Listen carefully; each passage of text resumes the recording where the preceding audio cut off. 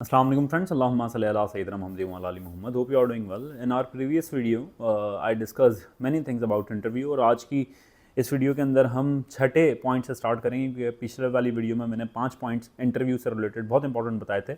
ये 10 पॉइंट्स की एक वीडियो सीरीज़ है जिसके अंदर बहुत इंपॉर्टेंट इन्फॉर्मेशन, बहुत इंपॉर्टेंट टेक्निक्स और बहुत इंपॉर्टेंट डोमेन्स जो कि इंटरव्यू के अंदर इस्तेमाल होती हैं और पूछी जाती हैं, उसके ऊपर हम लोगों ने बात की थी।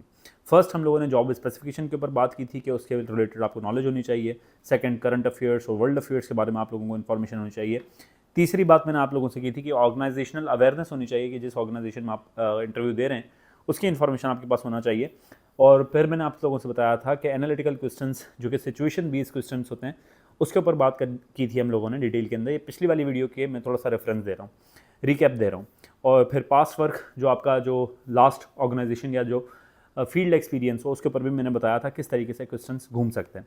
आज हम बात करेंगे छठे पॉइंट पे जो कि है सॉफ्टवेयर एंड टूल्स। अच्छा, आप लोगों की जो सीवी होती है जहाँ पर आप सबमिट करते हैं, चाहे वो कमीशन एग्ज़ाम हो या प्राइवेट ऑर्गेनाइजेशन हो, यहीं कहाँ पर भी आप अप्लाई करते हैं, तो आपकी सीवी के अंदर जो आपकी एक्सपर्टीज़ हैं वो भी लिखना ज़रूरी होता है। और जो आप लिखते हैं वहाँ पर सॉफ्टवेयर्स या उससे रिलेटेड जो कि आप काम स्पेसिफिकली करते हैं, फॉर सपोज आपने ये लिख दिया कि आप कंप्यूटर लिटरेट हैं, यानी कि कंप्यूटर आपको अच्छा आता है, या आपने DIT का कोई डिप्लोमा किया हुआ है, या इस टाइप की आपने कोई चीज़ लिख दी जो कि सॉफ्टवेयर या इस टाइप की से रिलेटेड है। इसके अलावा भी और चीज़ें हो सकती हैं, पर मैं सिर्फ एक एग्जाम्पल दे रहा हूँ। तो अ पर्सन कैन आस्क, जो इंटरव्यूअर है वो पूछ सकता है आपसे कि कौन से सॉफ्टवेयर्स आप अच्छे चलाते हैं। तो आप लोगों को, अगर आपने कंप्यूटर लिटरेट लिखा है, तो आप लोगों को उनके सॉफ्टवेयर्स, उनकी एप्लीकेशंस और कौन कौन से सॉफ्टवेयर किस चीज़ के लिए इस्तेमाल होते हैं, ये भी इंफॉर्मेशन होनी चाहिए। अगर ऐसी चीज़ें लिखी हैं या इस टाइप की आपके पास जॉब वैकेंसी आप लोगों के सामने आई है। तो इसके बाद जो बहुत इंपॉर्टेंट चीज़ जो कि मेरे इंटरव्यू में भी अभी से रिसेंट मैंने आप लोगों को बताया है कि मैंने SPSC का एक इंटरव्यू क्लियर किया था और अल्हम्दुलिल्लाह now I am a gazetted officer. तो वहाँ पर भी ये सवाल मुझसे पूछा गया था कि पाकिस्तान की GDP से रिलेटेड, GNP से रिलेटेड, और आप लोगों को इस बात पे बिल्कुल फोकस रहना चाहिए कि आप लोगों से ये सवाल पूछे जा सकते हैं जिसको हम इकोनॉमिकल डोमेन कहते हैं किसी भी कंट्री का। तो ये वक्तन फ़वक्तन चेंज होती रहती हैं, तो अपने इंटरव्यू से पहले ज़रूर कम से कम पाकिस्तान की GNP, GDP, आप लोगों के इलाके की पॉपुलेशन, उनका स्पेंडिंग, किस कैटेगरी के लोग हैं पाकिस्तान के अंदर, कितना डेप्थ है पाकिस्तान के ऊपर, कौन से लोन अभी रिसेंट लिए हैं IMF के रिलेटेड, कुछ जो इन्फॉर्मेशन है ये आप लोगों ने लाजमी पढ़ के जानी है, लाजमी।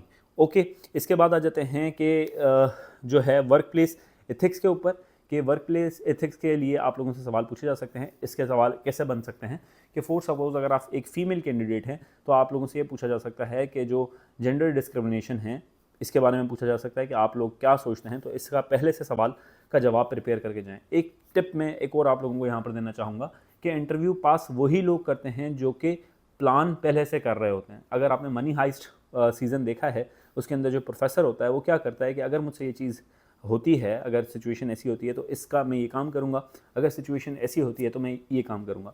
तो वो लोग कामयाब होते हैं इंटरव्यू के अंदर जो कि अपने इंटरव्यू को खुद शेप कर रहे होते हैं। उनको पता होता है एग्जामिनर मुझसे, अगर मैं ये बात करता हूँ तो मुझसे किन किन चीज़ों पे बात कर सकता है। ठीक है, तो उन चीज़ों को अगर आपने प्रिपेयर कर लिया तो यू आर गुड टू गो।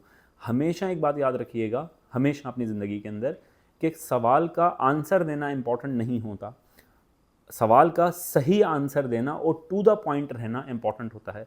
जब आप लोगों के पास स्कैटर्ड इन्फॉर्मेशन होती है तो आप इधर उधर निकल जाते हैं। तो आप लोगों की जो इन्फॉर्मेशन हो, अगर आपने उसको जंबल नहीं होने दिया, एक स्ट्रेट वे में रख के कम्युनिकेट किया है, तो एवरीबडी विल लाइक यू और इंशाल्लाह ताला आप सक्सेसफुल ज़रूर होंगे। इसके बाद एक और जो इम्पॉर्टेंट पॉइंट है, जो कि बहुत ज़्यादा इंपॉर्टेंट पॉइंट है, इवन लास्ट इंटरव्यू में मुझसे भी पूछा गया था कि UN का हेडक्वार्टर कहाँ पर है। तो ये एक बात ऐसी है जो कि हर इंटरव्यूअर की एक दिलचस्पी है और हर रिटन एग्ज़ाम में भी ये आते ही आते हैं, जिसको हम बोलते हैं वर्ल्ड ऑर्गेनाइजेशंस।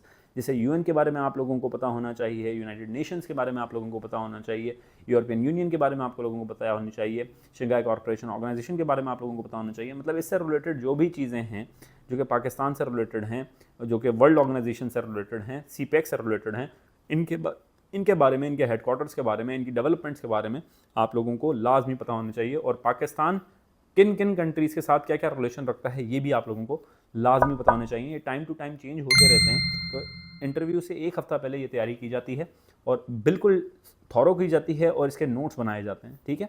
तो आप लोगों को ये टिप है कि वर्ल्ड ऑर्गेनाइजेशंस लाजमी पढ़ के जाइएगा if you want to clear your interview. एक last but not the least जो आखिरी पॉइंट है हमारा, वो है इस्लामिक।